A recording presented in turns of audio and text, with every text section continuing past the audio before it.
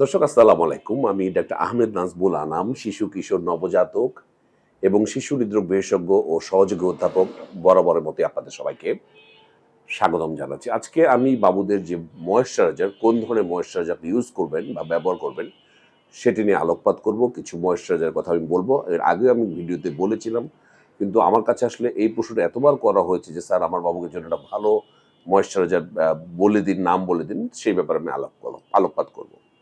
দেখুন, বাবুদের, ছোট বাবুদের, বিশেষ করে নবজাতক এবং ছোট বাবুদের যে ত্বক বা স্কিন কিন্তু খুব পাতলা, নরম এবং সংবেদনশীল, যার ফলে খুব দ্রুতই এই ত্বক দিয়ে পানি হারায় এবং দ্রুত খসখসে হয়ে যায়।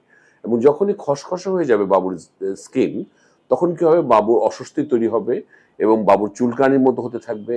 এবং যেটি সমস্যা, যে ন্যাচারাল যে স্কিন ব্যারিয়ার, যে ত্বকের যে সুরক্ষা, সেটি নষ্ট হবে। সুতরাং অবশ্যই বাবুকে ময়েশ্চারাইজার দিতে হবে। ময়েশ্চারাইজার কি কাজ করে? ময়েশ্চারাইজার শরীরের আর্দ্রতা ধরে রাখে, শরীরের যে মসৃণ ভাবটা ধরে রাখে, অস্বস্তি বা চুলকানি কমে যায় এবং যেটা বললাম ন্যাচারাল একটি ব্যারিয়ার হিসাবে কাজ করে। তো কতবার দেওয়া যাবে ময়েশ্চারাইজার বাবুদের? আমরা বলবো দিনে 1 থেকে 2 বার অবশ্যই দেবেন। তবে যাদের ত্বক বেশি শুষ্ক, যাদের এক্সিমা আছে, যাদের অ্যাটোপিক ডার্মাটাইটিসের মতো সমস্যা আছে, তারা 2 থেকে 3 বারই আপনারা দিতে পারেন। কখন আপনারা ময়েশ্চারাইজার লাগালে সবচেয়ে বেশি ইফেক্ট ভালো হবে? গোসলের পরপরই। আমি দেখেছি অনেকেই গোসলের অনেক পরে দেয় অথবা গোসলের আগে দেয়, কিন্তু এটা দিতে হবে ঠিক গোসলের পরপরই আপনাকে ময়েশ্চারাইজার ব্যবহার করতে হবে। তখন এটা ভেজা ভেজা থাকবে, তাহলে ওই আর্দ্রতাটা সে ময়েশ্চারাইজার ধরে রাখবে ভিতরে।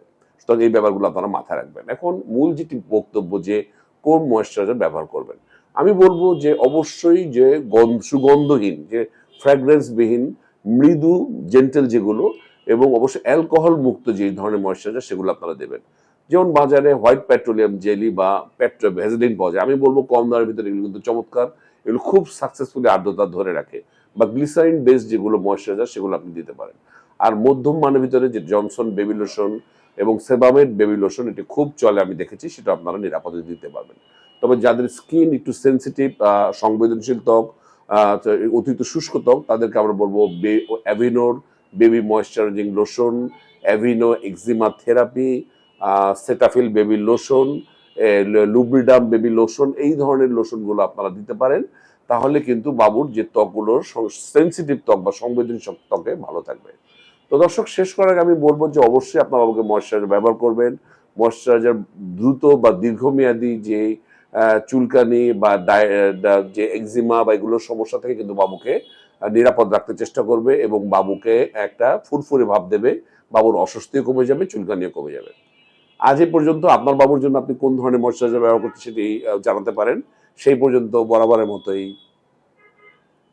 আল্লাহ হাফেজ।